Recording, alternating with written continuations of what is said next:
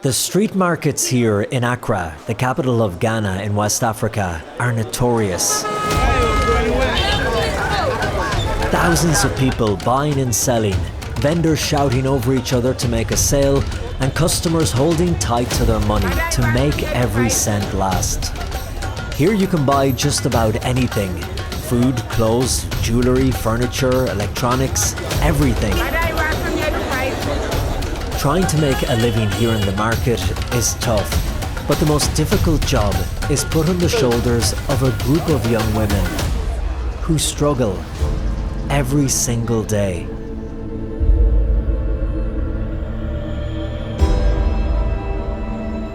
They're known as the Kayayei Girls, or work girls, and some of them can be as young as 12 or 13 years of age. They come here to work in the markets from their villages way up in the north with the hope of making some money to bring home to their families. But the work is extremely tough, and as you'll see, their living conditions and their treatment is even worse. I've travelled to Ghana to learn more about the lives of the Kayayei Girls.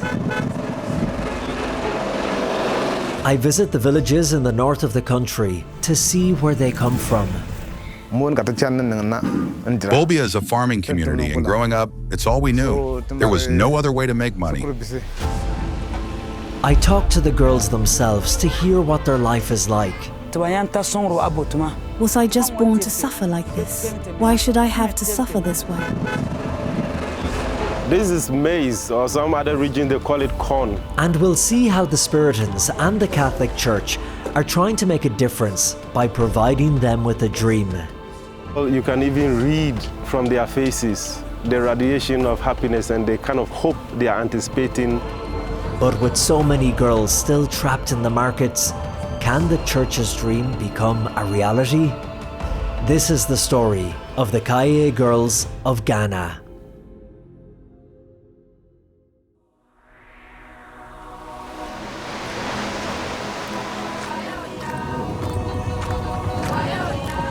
Ghana in West Africa is home to about 35 million people. Celebrated as one of the most peaceful nations on the continent, it was also the first sub-Saharan country to win independence from Great Britain in 1957. Yet behind its proud history and stability lies a harsher reality. Ghana is still a developing nation, where poverty is widespread and opportunities are limited. Agriculture is the backbone of the economy, employing around 40% of the workforce, most of them in rural areas, struggling to survive on small plots of land or low-paid farm labour. For many families, daily life is a fight to meet even the most basic needs. It is out of this struggle that the Kayayei Girls emerge, leaving their villages in search of a better future. So this is where they end up, the markets of the capital, Accra. It's hard to describe the hustle and the bustle here in the market. This is where the ordinary working class people of the city come to buy their electronics, their meat, vegetables, any clothing they might need, anything and everything. And then it's the job of the young Kayayei girls to carry the heavy loads. Working for the vendors, the suppliers and the customers, the Kayayei girls stream past us, carrying goods in the sweltering heat. Some of the girls look very young, and because they are illiterate, many don't even know what age they are. This girl tells us that she's been working here for 1 year and earns less than $3 a day. What is your name? My name is Atuguba. What age are you? I don't know what age I am. What was it like at home, where you left home? What was the situation?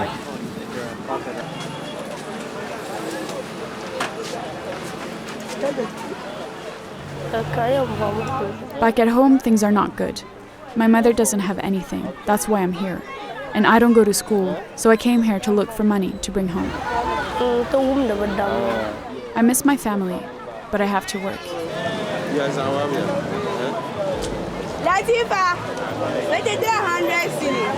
Another girl named Barakisu is 25 and has been working here for 3 years. She tells me that she starts work in the middle of the night. Tell me about your work. What time do you get up in the morning and... I wake up at 2 a.m. every day. Why? Why so early? I have to get ready for work and it's extremely hard. Why did you come here? I came here because there was no work at home, nothing at all. I know that some of the girls just sleep on the street. Yes. Is that dangerous? What's that like? Some of the girls are raped and some are even murdered. Does that happen sometimes, rape and murder? Yes, it does. Just over there.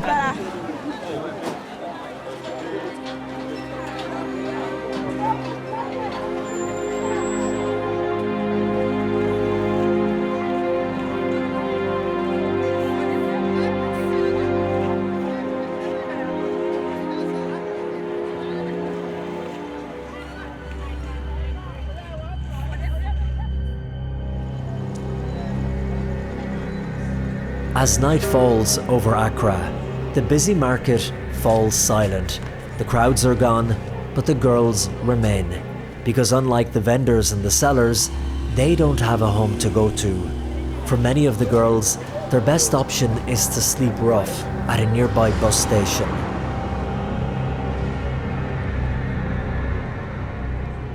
There I meet 27-year-old Rahina with 2 of her children, an 8-year-old daughter and a 5-month-old boy.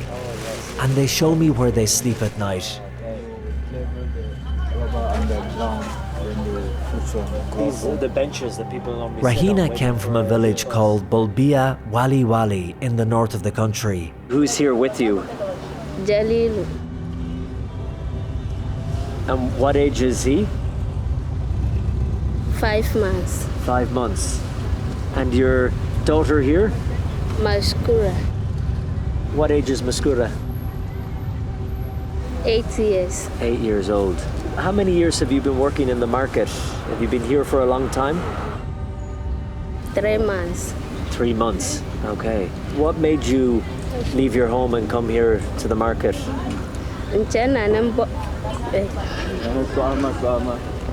I came here to work and get money, so I can go back and take care of my children. What's the work like here? Is it difficult? It is very difficult work for 2 reasons. Because of the heavy loads, and sometimes you go the whole day without getting work to do. I know that your 8-year-old daughter works in the market as well. Was that a difficult decision? The way I'm suffering, I do not want my child to go through the same. Standing next to her is her 8-year-old daughter. And while other girls her own age in other parts of the world are in school and dreaming about their future, poverty has forced this young girl to work in the markets and sleep on the street. And as you heard a previous girl mention, the women's safety is often in danger, with men coming at night to lure the girls into prostitution, again with false promises of them being lifted out of poverty. Many go in not fully understanding what they are getting into, and they are raped and abused. What is it like to live here? We don't like the way we are living here. Is it safe to sleep out here at the bus stop?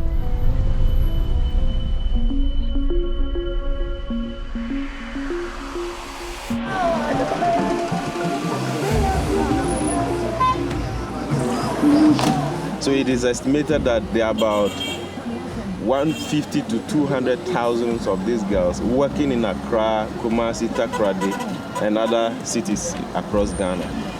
Yeah. So they come here to the market because they think they will have plenty of work and plenty of money. Well, this is the only place where you can get instant employment, as in quotes. The Catholic Church in Ghana is trying to help, but with so many Kayayei girls in the country, estimated around 200,000, it's an overwhelming problem to tackle. One of the priests who's dedicated himself to helping these girls is Spiritan Father Maxwell Atuguba. He too is from the north of the country, and so understands where these girls are coming from. Over 99% of the Kayayei girls come from the northern part of Ghana. Now the northern regions, the upper east and upper west. Why and is the that? northeast. Are they the poorest regions? Yes, these are the poorest regions in Ghana. So it is poverty, but it's not only poverty, it is also a lack of opportunities.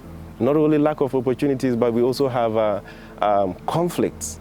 There had been a Nanumba Kokomba War in Ghana around 1990s, and that had a lot of spill over to these girls. Tribal fighting. Tribal fighting. The parents, still owing to the same idea of poverty, will sometimes have to push their children to go down there and work and support the family back at home, even though they know the consequences. To us, seeing where these girls work and sleep, it makes us wonder why any of them would put themselves in this position, or even their parents, how they would allow them to leave their home and take up this work. And so to fully understand the conditions from which they come, where this life is the better option, Father Maxwell is taking me to the north of the country, to some of the most rural areas. To do this, we must fly from the bustling capital Accra to a town called Tamale.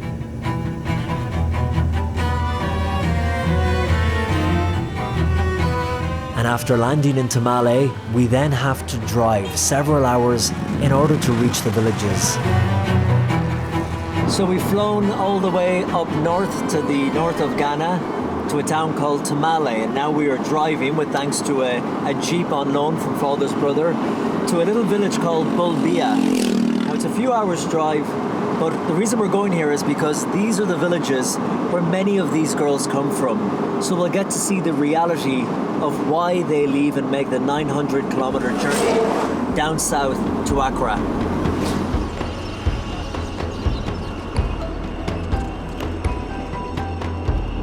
With poor roads damaged by overloaded trucks and the rainy season, our journey takes hours. And before we enter the tribal village to film, local cultural practice means we must first stop to meet the community's elders and chiefs, who, without their blessing, we cannot proceed. We arrive and wait for the chief to turn up. Other members of the community are also waiting, with concerns to raise with the chief and land disputes to settle. Eventually the chief arrives, and after explaining to him the project we are filming and making an offering, he permits us to film in the village, and even agrees to allow us to interview him. Chief, tell me about the Kayayei girls that come from this region. How big of a problem is it? It is not that they want to go and do that kind of job. It is not a job that anybody wants to engage in.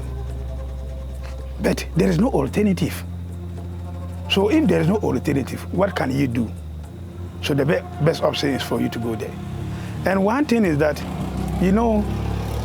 this part of the country had a certain pride. And that pride too is something that is also enabling this kind of activities. The chief tells me that because of the pride the girls have and their families, they are ashamed to be seen doing this kind of work locally, which is one of the contributing factors as to why they do it so far away. But he says he doesn't want it this way. I want to see them prosper. I want my people to be rich. There is a proverb in our language that the chief is the richest person in every community. People might not understand it, but the reality is that every human being, every resources in the community belongs to the chief. So if you are rich, I own you and you are rich, your property is my property.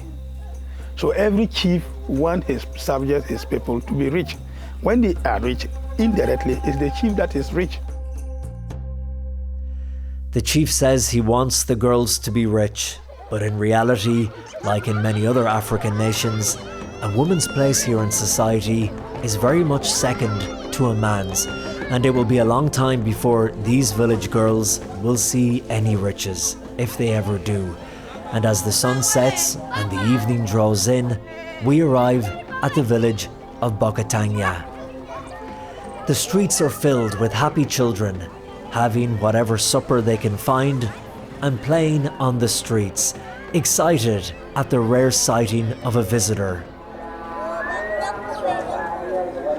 We've come here to interview the parents of the girl we met sleeping at the bus stop by the market back in the capital, Rahina, who was there with her 2 children. The parents have said they are willing to talk to us about why they send their daughter and her young children down to work in the markets.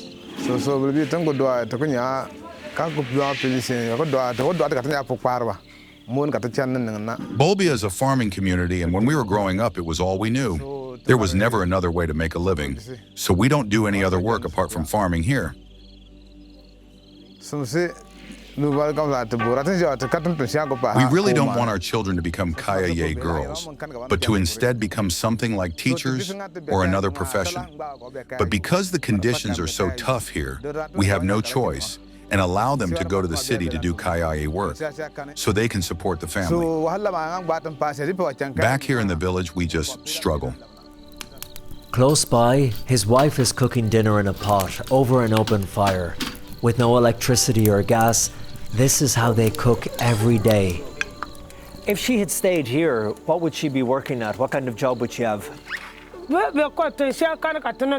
There is no work for her here. There is no money here.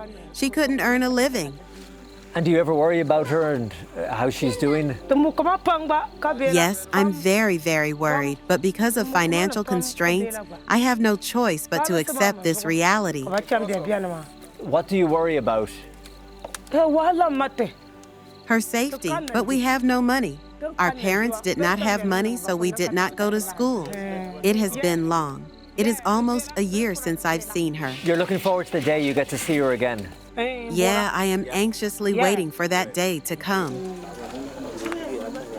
I show her a video I took on my phone of her daughter and grandchildren, and despite knowing how dangerous it is in the market, she's happy to see them.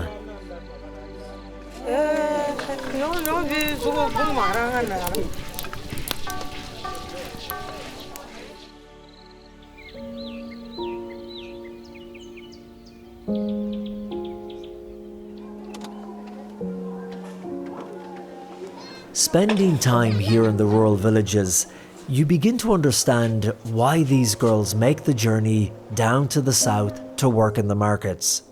The poverty here is not the same as the poverty we know in the United States or in Europe or in other parts of the world. It's a poverty that really means the people have nothing. They're lucky to have enough to guarantee them survival today, maybe tomorrow, and the next day. But beyond that, it is not guaranteed. And speaking more to Father Maxwell, he explains that one of the reasons there is so little education in this part of Ghana dates back to colonial times. History has it right that in the colonial era, Northern region, Upper East region, Upper West region were carved out as labor buffer zones. So it simply meant that, it's as a policy. These ones were not going to school. They were supposed to work in the mines, on the farms, the railway stations, and any other jobs. But so these whole regions, yes, they were designated as workers. Yeah, exactly. So not to be educated. Not to be educated. And does that still carry through to today? So you are seeing the ripple effects of the lack of education on the parents. Because if you say they are poor, what makes them so poor? Because they didn't have access to education, just like they don't focus into the future. They cannot even plan well for their children. Father Maxwell, explaining the historical roots of the suppression of education here, aligns with what I'm hearing from the people I speak to. Like the mother I interviewed at night while she was cooking, she seems resigned that her daughter wouldn't have an education, just like she didn't, or her parents. This lack of education means when the girls are working in the markets, their conditions are made even worse. The people who hire them often take advantage of that vulnerability. Knowing they don't really know math or numbers, they can pay them even less than they agreed or take their savings. And again, because most of the girls are illiterate, they don't know how to make a formal complaint or even who they would make it to.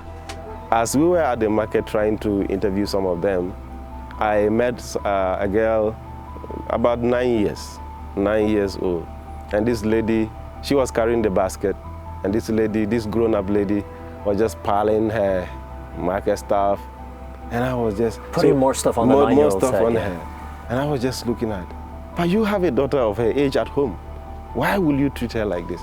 On top of that, it is still possible that as the transaction is concluded, to pay a just wage sometimes is difficult. Just peanut, something not and less what than can they nothing. do? They can't complain. Exactly. They take can't it or leave complain. it. They take it or leave it. One of the girls said to me when I asked about the other friends of hers, if something happened and going to the police, they said, we go to the police, they'll ask us for money. That is also true. But it's when night falls over Accra that the girls are in most danger. Some chip in together and rent a room for the night to sleep in, which could have 50 girls in one room. And for the others who can't afford it, well, as you've seen, they end up on the street. Nothing is certain with those girls. Their health is not certain, their safety is not certain, their finances are not certain. Nothing is certain for them. Sexually exploited as well. Exactly. And then most of them actually transition into prostitution, as you were told the other day. It's the only way they can make more money. Yeah. You heard one of them talking about the dream she has for her children. I mean, the lady with the 8-year-old and the 5-month-old baby. She's having a plan to educate them better so that they don't come back to the street like her. That is a positive hope that, gives them the energy and the perseverance and the resilience to, move ahead. You told me it's about changing the mindset. Yes. The parents, because of their non-existent education, yes, thought, well, we were Kayayei girls when we were younger, you will be a Kayayei girl, and then your children. But for the first time, it's breaking the link in the chain. The cycle, yes. That change of mindset, change of attitude, is what Father Maxwell and the Spiritans are trying to accomplish. And that night I go to meet Father Raphael Annan. Father Raphael! Yes. It is great to meet you. It's great to meet you. How are you? Very good. He is the director of the Spiritans in Ghana, and we talk about the scale of the problem. I heard maybe 150 or 200,000. Even more. Could be more. And that's a huge challenge in the country. Not only in Accra, if you move down to the south, to Kumasi area, you get a lot of them. And you see for yourself the challenge they go through. Why do you think it is so accepted culturally in society? I mean, everyone sees the girls and knows what happens to them, and yet it's allowed continue? Is it because it's just such a huge problem? It's a huge challenge. So what do we do? You see them, they are poor. They have come down to get something to sustain themselves, self-sustenance, to get something for living for themselves. But the spiritual dream is to transform them, get trained, bring them off the street, and perhaps get some training for them once they learn the training. Because one of our charism, the main charism of us, is to work with the poorest of the poor. If we're able to get, as you said, a sewing machine, and he knows how to sew, he can make their own living. And they can break a cycle. And they can break the cycle. Yeah. So their children will not suffer from what they themselves are going to go through. And that is all. If you give them hope, you give them strength, they will. And then we want to break that cycle, that vicious cycle of poverty. This is dehumanizing. How do we give dignity to them?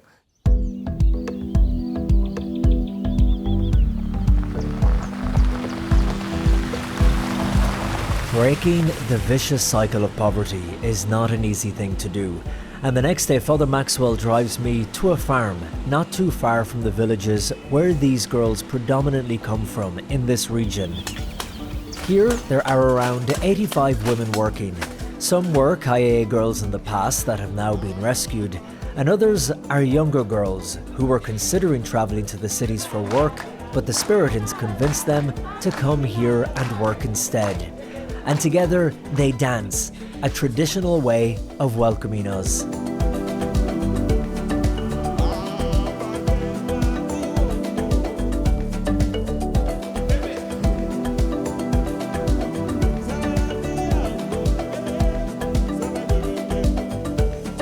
And away from the vibrant African dance unique to their local tribes and culture, Father Maxwell takes me around the farm to show me what they call the Dream Center.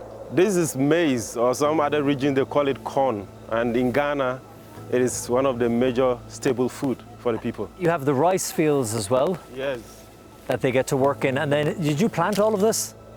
Yeah, so, well, this will help them to raise capital. Those who want to go into trading, petty trading, table trading as they call it, and those who want to buy a sewing machine or probably go into weaving, is a platform to raise capital to build your small business. So this can happen here. You can even read from their faces the radiation of happiness and the kind of hope they are anticipating this to translate in their lives. First of all, they didn't think that it was possible. Now they are seeing it in real time, it is happening, and they are actually telling their friends, look, we think something better can happen in this community. Work, learn, and earn. That's the motto of the Dream Center. The girls work in the farm learning about modern agricultural techniques, while also meeting Father Maxwell regularly, who reassures them of their value, dignity, and worth in the eyes of God.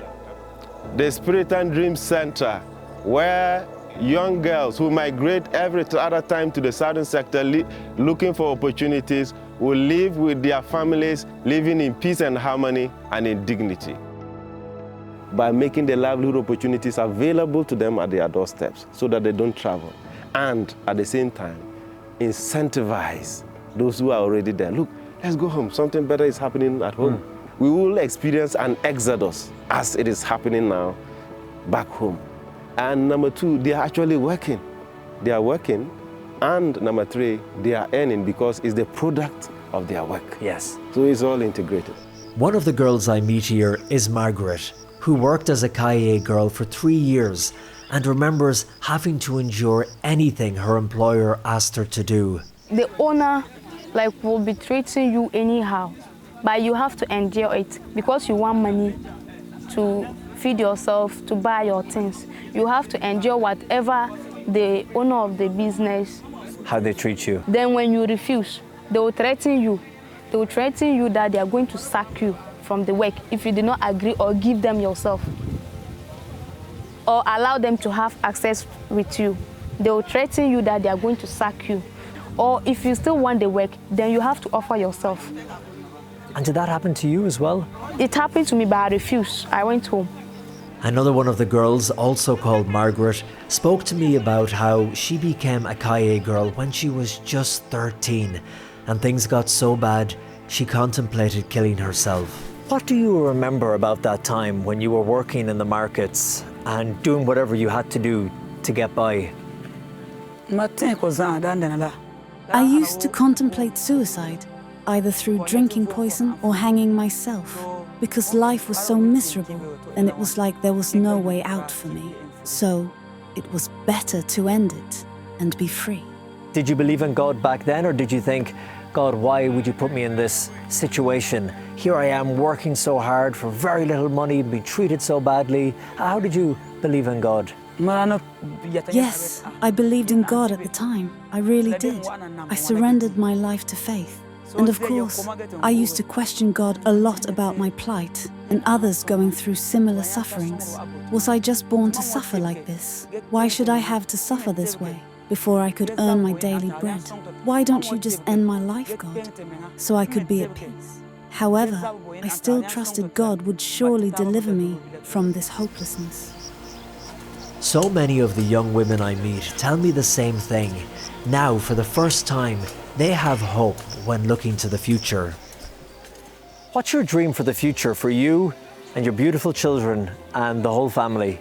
I want them to become successful and help others. That's my dream for the future. And the amazing thing that you pick up from these young women is the incredible strength that they have.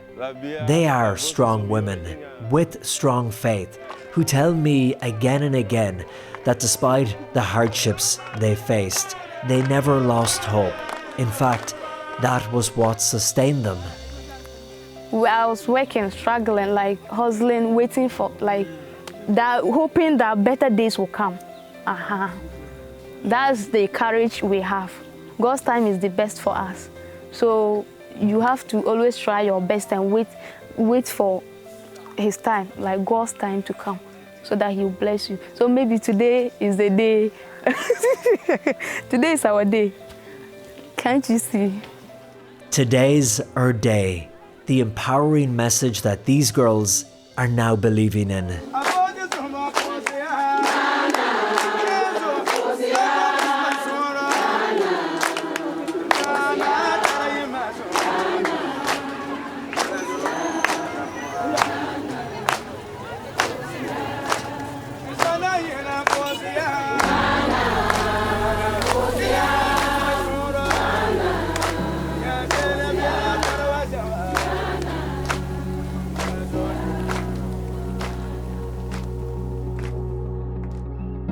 I love the name, the Dream Center, because as we mentioned, most of these girls, when they think of a life beyond what they're doing, it's just that, a dream. It's a dream, it's not reality. But you say no. At the Spiritan Dream Center. Yeah, we make it happen. That's our motto. We make it happen. We make the dream happen. Not we, together with the girls, will make that dream to happen. It's something that we are dreaming now, but the dream is not so futuristic, because even right here and now, you can have the benefits of having the opportunity of having your dreams realized real time. Every Kayayei girl, this is the vision and the hope. Every Kayayei girl will be empowered to live a dignified life, to have a livelihood opportunity, to get their own work, to live happily with their families. What is life more than being happy with yourself, your family, and your loved ones? That is the dream that we have for these girls.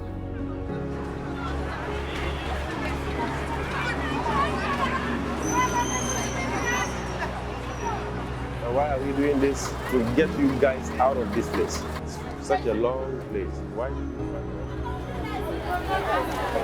And as another day comes to an end here at the busy markets in Accra, the girls here will have to get up again tomorrow morning and face the same nightmare all over, caught in that vicious cycle of poverty. And the dream that the Spiritans have up in the north of the country, it's been enjoyed by the lucky few at the moment, but they hope that someday that dream will become a reality for all of the Kayayei girls. Until next time, from me, Colm Flynn, thank you so much for watching, and goodbye from Ghana.